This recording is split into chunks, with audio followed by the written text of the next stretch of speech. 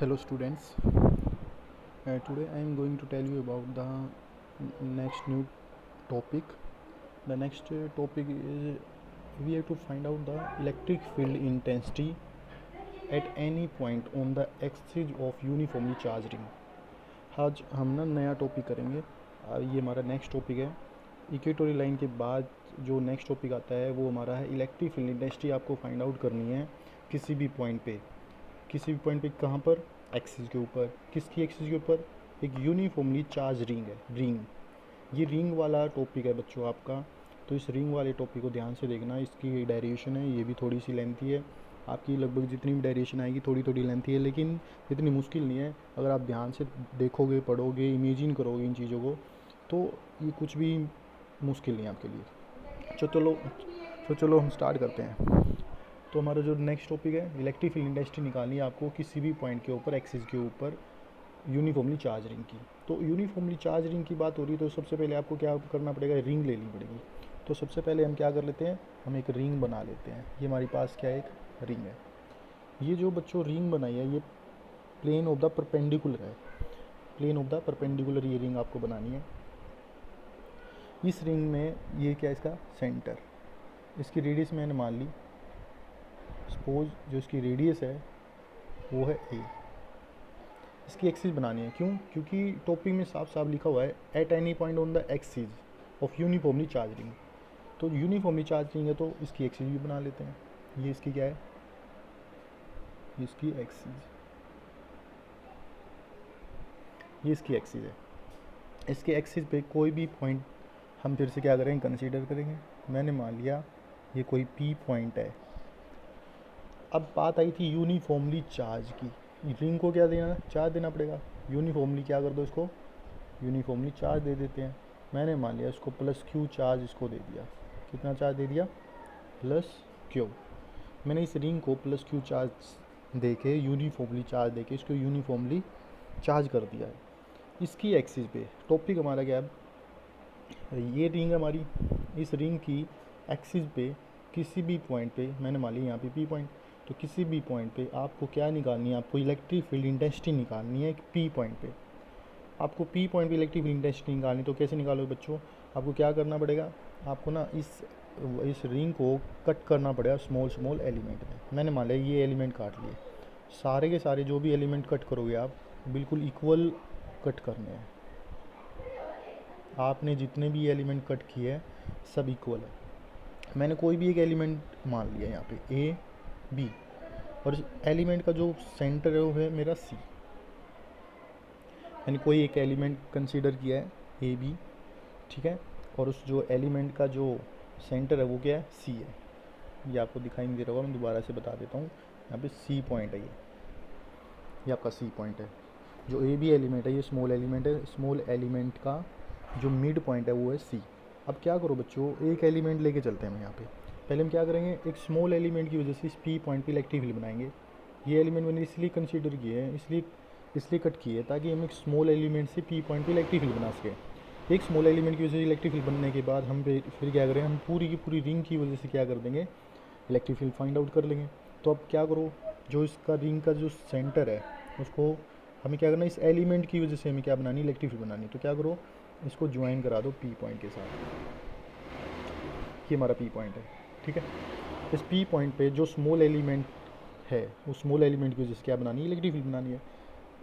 Total charge हमने क्या दिया था? देखो हमारे पास टोटल चार्ज कितना था? जो हमारे पास टोटल चार्ज है वो है plus Q.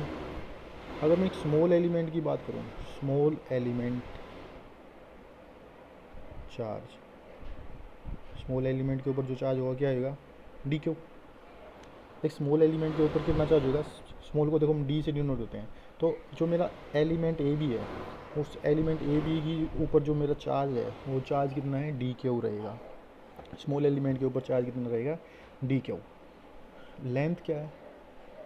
Length of small element. इस स्मॉल एलिमेंट की लेंथ कितनी है? उसको स्मॉल लेंथ को हम किससे डिनोट करेंगे? डी एल से। अगर टोटल चार्ज तो क्या हुआ? स्मॉल चार्ज की बात करेंगे डी क्या होगा, स्मॉल लेंथ की बात करेंगे एलिमेंट की तो डी एल होगी, और टोटल लेंथ की बात करेंगे तो क्या होगी? फिर टोटल लेंथ कितनी है L। टोटल लेंथ का फॉर्मूला क्या होता है सर्कमफेरेंस। इसकी टोटल लेंथ क्या होती है इसकी सर्कमफेरेंस, और इसकी सर्कमफेरेंस का फॉर्मूला क्या होता है 2 पाई r। r की जगह क्या है a, क्योंकि डायग्राम में हमने रेडियस क्या ले रखी है a रेडियस है। तो हमारी जो टोटल लेंथ रहेगी वो रहेगी 2 पाई a। सबसे पहले आपको क्या देखना पड़ेगा इसमें, सबसे पहले आपको ये देखना है कि इसमें टोटल चार्ज कितना दिया हमने, प्लस क्यू चार्ज दिया। अगर एक स्मॉल एलिमेंट की बात करें तो उस पर चार्ज कितना रहेगा, डी क्यू रहेगा। टोटल उसकी लेंथ है 2 पाई a। अगर स्मॉल एलिमेंट की लेंथ की बात करें तो डी एल उसकी स्मॉल एलिमेंट की लेंथ रहेगी डी एल। अब देखो ध्यान से, अब हमारे पास जो ये एंगल है यहाँ पे एक एंगल बन जाएगा यहाँ पे, इसको मैंने मान लिया थीटा। इस एलिमेंट को थीटा मान लिया तो ये सामने वाला क्या हो जाएगा 90। फिर क्या हो जाएगा बेस, ये परपेंडिकुलर, ये हाइपोटेन्यूज तो पाइथागोरस थ्योरम से हम थर्ड साइड भी निकाल सकते हैं यहाँ से। एक काम और करना पड़ेगा, ये ओ पॉइंट है, ओ पॉइंट से लेके जो हमारा पी पॉइंट था उसकी जो वैल्यू माननी थी, हमने पहले भी स्टार्टिंग से एक ही वैल्यू मानते आए हैं, उसको मैंने मान लिया क्या फिर से आर।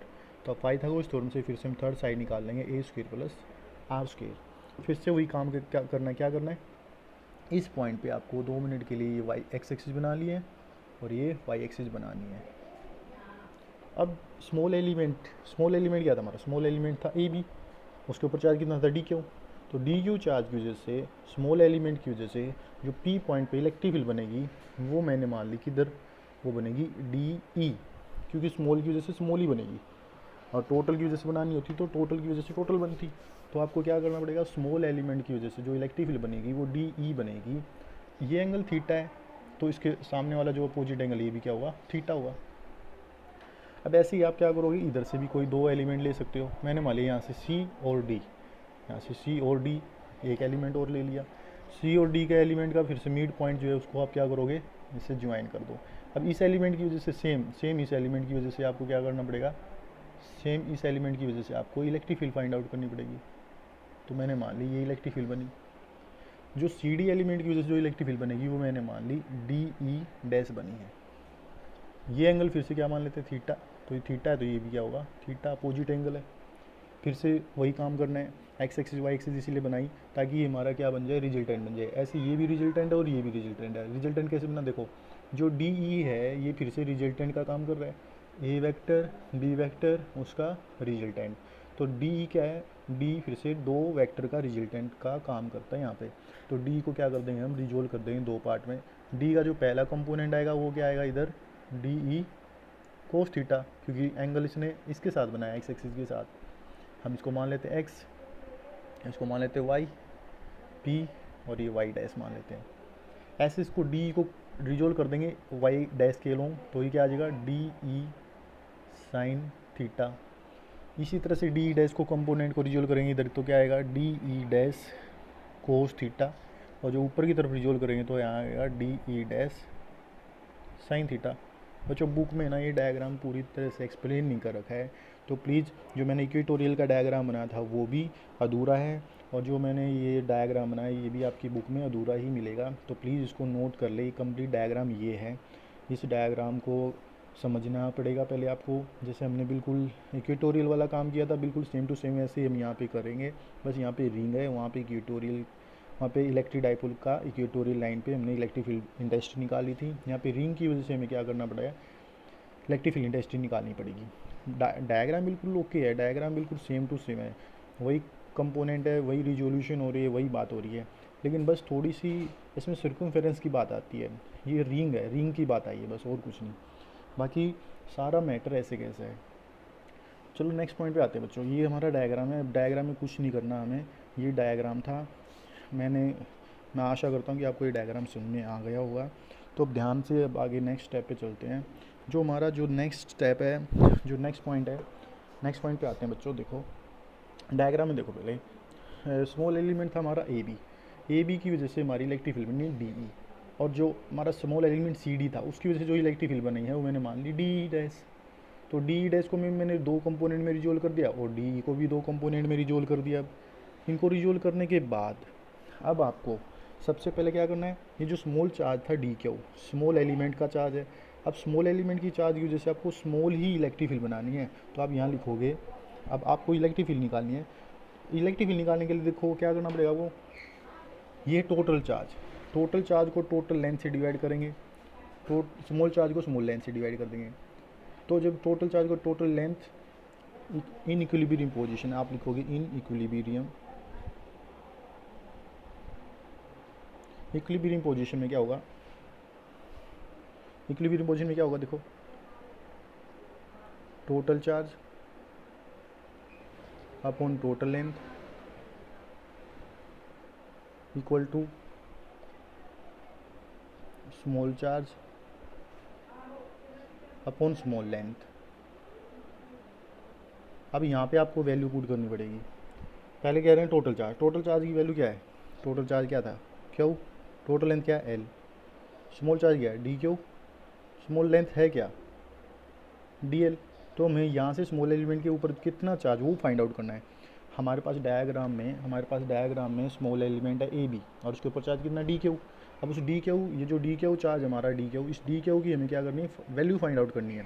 क्यों, क्योंकि इसकी वजह से हमारी क्या बनी है, इलेक्ट्रिक फील्ड बनी है डी ई। जब तक हमारे पास डी क्यू की वैल्यू नहीं आएगी तब तक हमारे पास डी ई भी नहीं आएगा। तो हमें क्या करना पड़ेगा, डी क्यू फाइंड आउट करना पड़ेगा यहाँ से। इसलिए मैंने ये सारा काम किया है इक्विलिब्रियम में। तो आपको क्या करना पड़ेगा, यहाँ से डी क्यू की वैल्यू निकालनी पड़ेगी। अब डी क्यू की वैल्यू निकालेंगे, नाउ डी क्यू की वैल्यू फाइंड आउट करेंगे। अब हम डी क्यू इक्वल टू क्या हो जाएगा, चार्ज अपॉन में लेंथ इंटू में डी एल, ये हमारा स्मॉल एलिमेंट चार्ज आ जाएगा। या आप इसको ऐसे भी लिख सकते हो, D Q equal to charge upon में लेंथ कितनी थी 2 पाई ए इंटू में डी एल, लेंथ थी हमारी 2 पाई ए। ये फर्स्ट इक्वेशन मान लेते हैं यहाँ पे। ये हमारा आ गया स्मॉल अमाउंट ऑफ चार्ज। अब small amount of charge D Q की वजह से जो हमारी इलेक्ट्रिक फील्ड बनी है वो बनी है डी ई। तो ये जो डी ई है ये निकालनी है। Now the electric field intensity due to small charge D Q is, वो क्या हो जाएगी, वो मैंने मान ली डी ई। मॉडल्स लगा लेते हैं। Small amount of charge D Q की वजह से, अब हमें देखो क्या करना है, इलेक्ट्रिक फील्ड इंटेंसिटी निकालनी है स्मॉल चार्ज डी क्यू की वजह से। वो कितनी मान ली डी ई। फिर से वही फोलना वही रहेगा। फोलना क्या था, चार्ज कितना डी क्यू अपॉन में 4 पाई एप्सिलॉन नॉट। अब लेंगे डिस्टेंस का स्क्वायर। ध्यान से देखना डिस्टेंस कौन सा लेंगे। देखो ये एलिमेंट हमारा ए बी का यहाँ से लेके और जो पी पॉइंट पे जो इलेक्ट्रिक फील्ड बनी है वो बनी है डी ई। तो ये जो डी ई मेरे पास इलेक्ट्रिक फील्ड है, ये इसमें यहाँ पे जो डिस्टेंस आएगा यहाँ पे, वो डिस्टेंस कहाँ से कहाँ तक आएगा, जो हमारा एलिमेंट है वहाँ से लेके जो पी पॉइंट है वहाँ तक का डिस्टेंस आएगा। एलिमेंट जो हमारा है उसका जो मिड पॉइंट है सी, उससे लेके पी पॉइंट तक का जो डिस्टेंस है वो है under root A square plus R square. ये इनके दोनों के बीच का क्या है, डिस्टेंस है। अब इन दोनों के बीच के डिस्टेंस को क्या करेंगे, हम यहाँ पे रख देंगे, यहाँ पे रखेंगे under root of A square plus R square. इसका क्या होगा, स्क्वायर। यहाँ पे स्क्वायर रूट इससे कैंसिल हो जाएगा स्क्वायर। और ये किधर आएगी, एलोंग देखो किधर है, लाइन ज्वाइनिंग कहाँ से कहाँ की आपने, सी से लेके पी तक। तो आप लिखोगे सी टू पी। यहाँ आने के बाद आपको क्या करना पड़ेगा, फिर से आगे सोल्व करेंगे इसको। डी क्यू अपॉन में 4 pi epsilon naught A square plus R square की वैल्यू कितनी रहेगी 1। ये हमारे पास आ जाएगा डी। अब नेक्स्ट पॉइंट पे आते हैं बच्चों। देखो अब हमें यहाँ पे आगे क्या करना पड़ेगा, हमारे पास डी क्यू है, हमें यहाँ पे आकर डी क्यू की वैल्यू और पुट करनी पड़ेगी। डी क्यू की वैल्यू पुट करने से पहले हम इसको लिख लेते हैं यहाँ पे इक्वेशन नंबर 2। इक्वेशन नंबर 2 हो जाएगी। चलो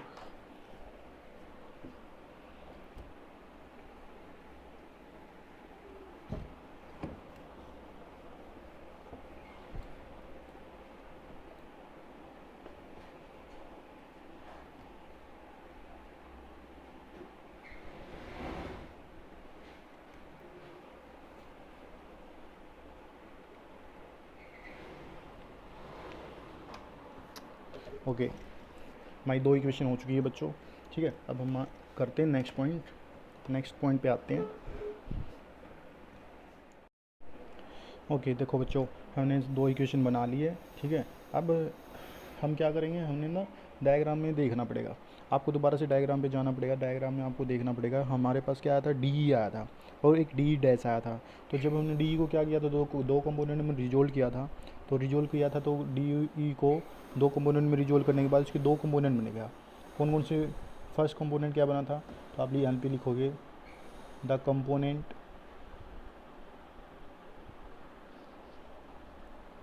D E cos theta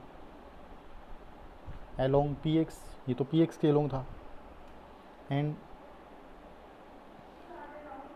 D E dash cos theta are lies along the same direction, so they are add to each other, but the component d sin theta and d e dash sin theta are equal and opposite, so they are cancel out with each other, therefore तो बच्चों ये तो आपके क्या हो जाएंगे, ये दोबारा से फिर से भी बात आ गई। मैंने वहाँ पे पिछले टॉपिक में की लाइन वाले में भी बताया था कि जो आपके साइन वाले कंपोनेंट है वो अपोजिट हो गए थे वहाँ पे। यहाँ पे भी सेम क्या है, जो साइन वाले कंपोनेंट है वो अपोजिट है, जो कोस वाले है वो एक ही डायरेक्शन में है। जो कोस वाले है वो एक डायरेक्शन में, तो इसलिए उनको क्या कर देंगे हम ऐड। जो साइन वाले वो अपोजिट डायरेक्शन में, इसलिए उनको क्या कर देंगे, दूसरे के साथ कैंसिल आउट कर देंगे। तो जो नेट इलेक्ट्रिक फील्ड बनेगी वो कोस वालों की वजह से बनेगी। देयरफॉर अब हमारी जो नेट इलेक्ट्रिक फील्ड बनेगी, हमें क्या करना पड़ेगा, टोटल इलेक्ट्रिक फील्ड बनानी है। तो क्या करो, इसके लिए इंटीग्रेट कर देते हैं। हमारी जो इक्वेशन आई थी, हमारी इक्वेशन क्या आई थी, सेकंड, हम सेकंड इक्वेशन में चलते हैं। सेकंड इक्वेशन देखो, आपको क्या करना पड़ेगा, total electric field, therefore total electric field, total electric field मैंने मान ली कितनी है, ई। टोटल इलेक्ट्रिक फील्ड ई कैसे आएगी, जब इंटीग्रेशन करेंगे डी का, जब इंटीग्रेशन डी का करेंगे, लिमिट लेंगे 0 से 2 पाई ए, ये लिमिट लेके 0 से 2 पाई ए लिमिट लेके इसको इंटीग्रेशन कर देंगे। क्यों करेंगे इसका इंटीग्रेशन 0 से 2 पाई लिमिट लेके, क्योंकि हमारी जो डी कोस थीटा वाली टर्म है बच्चों, वो है कंटिन्यूस वैल्यू, और जो कंटिन्यूस वैल्यू आती है तो वहाँ पे हम क्या करते हैं, इंटीग्रेशन करते हैं। डिस्क्रीट वैल्यू होती तो हम समेशन यूज करते, वैसे आप समेशन भी यूज़ कर सकते थे यहाँ पे, उससे भी सोल्व हो सकती है, हो जाती है डेरिवेशन। आप इंटीग्रेशन से भी कर सकते हो और समेशन लगा के उससे भी कर सकते हो, समीशन की हेल्प से भी हो जाती है। लेकिन मैं यहाँ पे क्या कर देता हूँ, जो मेरी इक्वेशन आई है डी वाई, जो सेकंड इक्वेशन आई है, मैं उसको इंटीग्रेशन कर देता हूँ यहाँ पे। कैसे, जहाँ कहाँ से कहाँ लिमिट लेनी है आपको, लोअर लिमिट 0 से लेके 2 पाई ए लिमिट लेके उसको इंटीग्रेशन करना। क्यों करना है, क्योंकि जो हमारी सर्कमफेरेंस है, सर्कल की जो सर्कमफेरेंस है उसकी जो लो लिमिट है वो 0 होगी, और जो टोटल लेंथ होगी उसकी क्या होगी, 2 पाई ए। इसलिए 0 से 2 पाई ए इसकी लिमिट लेके इसकी जो लोअर लिमिट होगी 0 होगी, और जो टोटल लेंथ होगी तो वो क्या होगी, 2 पाई ए। 0 से 2 पाई ए लिमिट लेके उसको इंटीग्रेट कर देंगे। तो इसलिए हमने क्या किया, जो सेकंड इक्वेशन आई है, सेकंड इक्वेशन को हमने क्या कर दिया, 0 से 2 पाई ए लिमिट लेके इंटीग्रेशन कर दिया। डिफरेंसेस इंटीग्रेशन कैंसिल हो जाते हैं, तो यहाँ पे क्या बच जाता है, ई बच जाता है। तो यहाँ से क्या करेंगे, वो डी की वैल्यू रख देंगे 0 से 2 पाई ए। डी की वैल्यू क्या आई थी, डी की वैल्यू बताओ क्या आई थी, D Q upon 4 pi eps naught A square plus R square, ये वैल्यू आई थी। अब आपको ध्यान से देखना बच्चों, यहाँ पे जो हमारी ये वैल्यू आई थी डी क्यू, अब डी क्यू की वैल्यू भी आपको यहाँ पे रखनी पड़ेगी। जो हमारी डी क्यू की वैल्यू आई थी वो रखो, ठीक है, और जो हमारी कोस की वैल्यू आई थी वो भी रखनी पड़ेगी। एक चीज़ थोड़ी यहाँ मिस्टेक हो गई है हमसे, हमें क्या करना पड़ेगा, सॉरी छोटी सी मिस्टेक हो गई यहाँ पे। जो हमें इंटीग्रेशन करना है वो हमें देखो, हमें टोटल इलेक्ट्रिक फील्ड चाहिए, हमें जो टोटल इलेक्ट्रिक फील्ड चाहिए है तो उसमें क्या करना पड़ेगा, हमें कौन से कंपोनेंट को ऐड करना है, कोस वालों को, क्योंकि साइन वाले तो कैंसिल हो गए थे। जो हमारे ऊपर ये जो कंपोनेंट है साइन वाले, ये तो कैंसिल हो चुके हैं, बच्चे कौन से कोस वाले। तो जो कोस वाले कंपोनेंट बचे हमें उसका इंटीग्रेशन करना है, उनको ऐड करना है, क्योंकि वो कंटिन्यूस वैल्यू है। तो आपको यहाँ पे क्या लिखना पड़ेगा, डी ई कोस थीटा, कि जो डी कोस थीटा की टर्म है उनको हमने क्या कर दिया, ऐड कर दिया, इंटीग्रेट कर दिया, उनको इकट्ठा कर दिया, उनको इकट्ठा कर दिया। टोटल तो हमारी टोटल इलेक्ट्रिक फील्ड बन जाएगी यहाँ से ई। अब यहाँ पे हम आगे इसको सोल्व करेंगे। यहाँ से हम क्या करेंगे, 0 से 2 पाई ए लिमिट लेके यहाँ पे डी की वैल्यू अब पुट करेंगे, D Q upon 4 pi epsilon naught A square plus में आर स्क्वायर। अब यहाँ से कोस थीटा की वैल्यू और आएगी, अब कोस थीटा की वैल्यू भी आपको पुट करनी पड़ेगी। जो आपकी इक्वेशन, जो आपका डायग्राम था बच्चों, उस डायग्राम में आपको देखना पड़ेगा पिछली वीडियो में, वहाँ से आपको कोस थीटा निकालना पड़ेगा। वहाँ पे कोस थीटा कैसे निकालना पड़ेगा, वहाँ पे एक ट्रायंगल थी, वहाँ पे एक ट्रायंगल बनी थी ओ सी पी। उस ओ सी पी ट्रायंगल के अंदर राइट एंगल ट्रायंगल थी वो, उसमें आपको कोस थीटा निकालना पड़ेगा। कोस थीटा फिर से क्या होता है, base upon hypotenuse B by H. Base कितना था उसमें, बेस था उसमें आर, अपॉन में जो हमारा एस था वो क्या था, under root of A square plus R square. ये कोस थीटा की वैल्यू है। नाउ पुट कर देंगे इस इक्वेशन को ऊपर एक अब वो इक्वेशन में, यहाँ कोस थीटा की वैल्यू पुट कर देते हैं। तो हमारे जो नेट इलेक्ट्रिक फील्ड बनेगा वो क्या बनेगा, टोटल इलेक्ट्रिक फील्ड बन जाएगा ई इक्वल टू 0 से 2 pi A D Q upon में 4 pi epsilon naught A square plus में आर स्क्वायर इंटू में कोस थीटा की वैल्यू क्या आई है, आर अपॉन में under root of A square plus R square. फिर से देखो बेस सेम है, पावर ऐड हो जाएगी, ये हाफ पावर है और ये 1 पावर है, तो दोनों को ऐड कर देते हैं। और यहाँ पे डी क्यू की वैल्यू भी पुट कर देते हैं। डी क्यू की वैल्यू मेरे पास आई थी पहले, वो वैल्यू भी हम यहाँ पे रखेंगे। तो अब आपको क्या करना है, तो सबसे पहले आपको यहाँ पे वैल्यू पुट करनी है ई में, 0 से 2 पाई ए। डी क्यू की वैल्यू भी पुट कर लेते हैं कि डी क्यू की वैल्यू क्या आई थी, क्यू इंटू में डी एल अपॉन में 4 पाई एप्सिलॉन नॉट, नीचे क्या आएगा 2 पाई ए इंटू में ए स्क्वायर प्लस आर स्क्वायर की पावर 3/2। ये आएगा बच्चों। कैसे आया ये बच्चों, मैं साइड में लिख देता हूँ। जो मेरी डी क्यू की वैल्यू आई थी वो आई थी क्यू अपॉन में 2 पाई ए इंटू में डी एल। मैंने ये डी क्यू की वैल्यू, क्यू अपन में 2 पाई ए डी एल यहाँ पे पुट कर दी, क्यू डी एल अपन में 2 पाई ए, ये पुट कर दी मैंने यहाँ पे। ये किसकी वैल्यू थी, जो ये वाली इक्वेशन आई थी डी क्यू, यहाँ पे डी क्यू की वैल्यू मैंने ये वाली वैल्यू पुट कर दी है, क्यू डी एल अपन में 2 पाई ए। और जो मेरे ये जो टोटल पावर बनी है 3/2, ये आपको पता कैसे बनी है। अब यहाँ से सारी टर्म जो कॉन्स्टेंट क्वान्टिटी उसको यहाँ से बाहर निकाल लेते हैं। कॉन्स्टेंट क्वान्टिटी कौन कौन सी, यहाँ पे चार्ज कॉन्स्टेंट है, उसको बाहर निकाल लेते हैं। 4 पाई एप्सिलॉन नॉट कॉन्स्टेंट है, 2 पाई ए भी कॉन्स्टेंट है, ए स्क्वायर प्लस में आर स्क्वायर की पावर 3/2 ये भी कॉन्स्टेंट है। अंदर बचेगा 0 से 2 pi a limit D L, ये बचेगा अंदर बस। इसका मतलब क्या है, देखो डिफ्रेंसिएशन और इंटीग्रेशन जब ऐसे आ जाए, मैंने आपको बताया था 11th क्लास में, इंटीग्रेशन ऑफ डी एक्स का इंटीग्रेशन क्या होता है एक्स, तो ऐसे डी एल का इंटीग्रेशन क्या हो जाएगा एल, और एल की वैल्यू क्या थी हमारी, और एल की वैल्यू थी हमारी 2 पाई ए। तो जब हम इसको सोल्व करेंगे इस इंटीग्रेशन को इसके साथ डी एक्स का इंटीग्रेशन क्या होता है एक्स, ऐसे डी एल का इंटीग्रेशन क्या हो जाएगा एल हो जाएगा। तो एल की वैल्यू क्या थी हमारी 2 पाई ए थी। तो हम क्या कर देंगे, इस पूरे के पूरे फैक्टर को उसकी सर्कमफेरेंस से रिप्लेस कर देंगे। तो टोटल इलेक्ट्रिक फील्ड क्या बनेगी अब यहाँ से हमारी, क्यू अपॉन में 4 pi epsilon not 2 pi A into में ए स्क्वायर प्लस में आर स्क्वायर की पावर 3/2 मल्टीप्लाई बाई 2 पाई ए। अब 2 पाई ए से 2 पाई ए कैंसिल हो जाएगा यहाँ से, तो इलेक्ट्रिक फील्ड क्या आएगी, क्यू अपॉन में 4 pi epsilon naught A square plus में आर स्क्वायर की पावर 3/2। ये हमारी नेट इलेक्ट्रिक फील्ड इंटेंसिटी आ जाएगी due to uniformly charge ring की वजह से। अब इसकी केस है बस, केस फर्स्ट केस ये है, इफ़ अगर मेरा ए बहुत छोटा हो जाए, ए क्या छोटा है आर से, तो देयर फॉर ए स्क्वायर क्या होगा, वो उससे और भी बहुत ज़्यादा छोटा हो जाएगा आर स्क्वायर से। तो हम क्या कर देंगे, ए स्क्वायर को यहाँ से नेगलेक्ट कर देंगे इसके कंपेरिजन में। जब इसको नेगलेक्ट कर देंगे यहाँ से इसके कंपेरिजन में, तो हमारे पास क्या बचेगा, हमारे पास इलेक्ट्रिक फील्ड की वैल्यू क्या बचेगी, क्यू अपॉन में 4 pi epsilon naught R square की पावर क्या बचेगी 3/2, 2 से 2 कैंसिल हो गए, क्यू अपॉन में 4 pi epsilon naught R cube. ये वही फॉर्मूला नहीं आ गया जो हमारे पास इलेक्ट्रिक फील्ड का था, जो मैंने आपको स्टार्टिंग में बताया था। ये वही फॉर्मूला आ गया बच्चों जो मैंने आपको स्टार्टिंग में इलेक्ट्रिक फील्ड का फॉर्मूला बताया था, Q upon 4 pi epsilon naught R cube.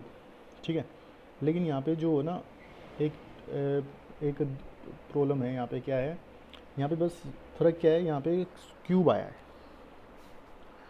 उस वाले केस में क्या आया था, क्यूब उसमें आया था स्क्वायर।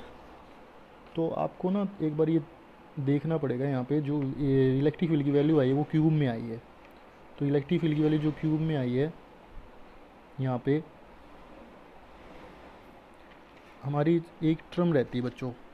हमने ना कोस थीटा की वैल्यू में क्या था हमारे पास ना एक टर्म रह गई थी, ये सॉरी हमसे ना एक मिस्टेक हो गई यहाँ पे। क्या थी, जो आर है, ये आर हमने लिखा नहीं यहाँ पे। तो यहाँ पे क्या करेगा, ये आर कंटिन्यू मल्टीप्लाई चलता रहेगा। यहाँ ये आर यहाँ भी आएगा, यहाँ भी आएगा, और आर यहाँ भी आएगा, और यहाँ पे भी आएगा आर। ये एक आर यहाँ आने के बाद एक आर यहाँ भी आएगा, एक आर फिर यहाँ पे भी आएगा, फिर एक आर इससे एक और कैंसिल होगा। ये दोनों आर में से एक पावर और कैंसिल होने के बाद फिर आपकी इलेक्ट्रिक फील्ड की जो वैल्यू बनेगी वो बनेगी क्यू अपॉन में 4 pi epsilon naught Q 4 pi epsilon naught R square. ये ऐसे आएगा हमारा इलेक्ट्रिक फील्ड का फॉर्मूला। ये एक केस तो ये था हमारे पास। एक लास्ट केस और है सेकेंड केस, वो क्या है वो भी कर लेते हैं अभी हम यहाँ पे। केस सेकेंड केस ये है, if P point lies on the, अगर आपका जो पी पॉइंट है वो लाई कर जाए, क्या यहाँ पे lies on the centre of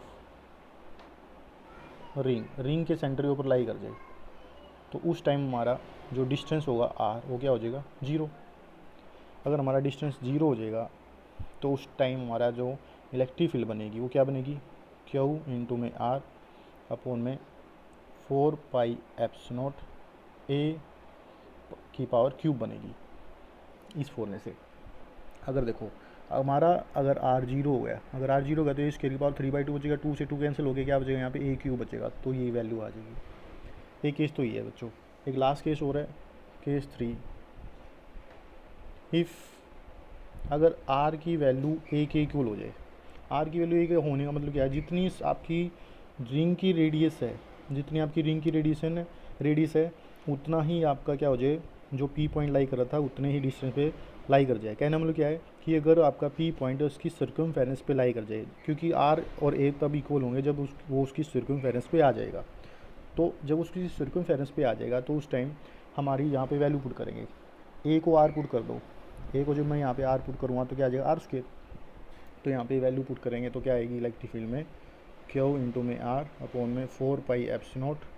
वहाँ पे आर की वैल्यू पुट हो जाएगी ए की जगह, देखो यहाँ पे पुट करेंगे ए की जगह जब आर पुट करेंगे क्या आएगा, R square plus R square plus R square क्या आ जाएगा, 2r स्क्वायर। यहाँ लिखेंगे हम 2r स्क्वायर की पावर 3/2, और यहाँ से इसको सोल्व कर सकते हैं, क्यू आर अपॉन में 4 पाई एप्सिलॉन नॉट 2 की पावर 3/2, और स्क्वायर इससे कैंसिल हो जाएगा तो आर की बचेगी क्यूब। एक आर और कैंसिल हो जाएगा यहाँ से, एक आर की वैल्यू से एक आर की वैल्यू कैंसिल हो गए, तो आपकी जो वैल्यू बचेगी अब नई जो आपकी वैल्यू बचेगी, यहाँ पे कर लेते हैं हम ऊपर साइड में, यहाँ पे कर लेते हैं, छोटा सा रहता है बस ये, यहाँ पे आ जाएगा। तो हमारी देखो इलेक्ट्रिक फील्ड की वैल्यू क्या आ जाएगी, इलेक्ट्रिक फील्ड की वैल्यू आ जाएगी क्यू अपॉन में 4 पाई एप्सिलॉन नॉट 2 की पावर 3/2 और आर स्क्वायर। ये हमारी इलेक्ट्रिक फील्ड आ जाएगी बच्चों। बस ये था आपका इक्वेटोरियल लाइन के बाद वाला टॉपिक। इस टॉपिक में हमने क्या किया है, इलेक्ट्रिक फील्ड इंटेंसिटी निकाल ली है। इस टॉपिक के अंदर हमने इलेक्ट्रिक फील्ड इंटेंसिटी निकाल ली है रिंग की एक्सिस के ऊपर किसी भी पॉइंट पे। आई होप आप सबको ये टॉपिक समझ में आया होगा। इससे नेक्स्ट टॉपिक और उससे नेक्स्ट टॉपिक, बस 2 टॉपिक हो रहते हैं आपके, इसके अलावा आपके बस 2 टॉपिक हो रहते हैं, आपका ये चैप्टर ख़त्म हो जाएगा, आपके 2 चैप्टर फिनिश हो जाएंगे बच्चों। आई होप आपको ये जितनी भी वीडियो मैंने बनाई है, आपने जहाँ तक देखा है आपको समझ में आ गई होगी। तो अगर नहीं भी आई है तो आप मुझसे ना शेयर कर सकते हो जो भी आपकी प्रॉब्लम है, ठीक है। अभी आपके पास मौका भी है, ठीक है, अभी आपसे हो गया तो हो गया, नहीं तो फिर बाद में होगा नहीं बच्चों। तो प्लीज़ आपसे रिक्वेस्ट है, हम्बल रिक्वेस्ट करता हूँ, डेली का जो भी मैं कराता हूँ अपनी नोटबुक में डाउन करें उसको, अपनी नोटबुक में नोट डाउन करके उसको अच्छे से समझे, उसको इमेजिन करके देखो, उसको लिख के देखो। जब तक आप ये ऐसे करके नहीं देखोगे तो ये डेरिवेशन समझ में नहीं आएंगी आपको। मैंने ये वीडियो इसलिए बनाई है ताकि आप इसको बार बार समझ सको, ठीक है। तो प्लीज़ रिक्वेस्ट करते हैं, मैं आपसे रिक्वेस्ट करता हूँ इनको अच्छे से पढ़ना please. Thank you and have a nice day.